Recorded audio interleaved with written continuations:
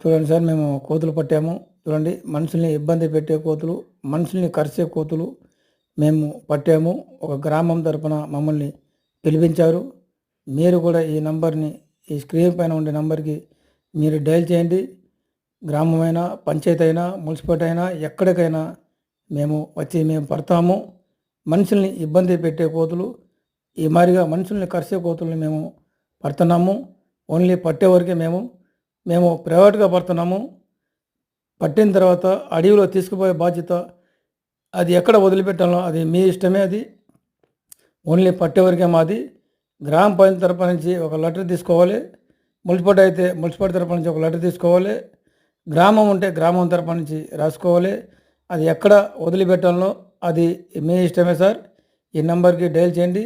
మేము కూడా కోతులు మేము పడతాము.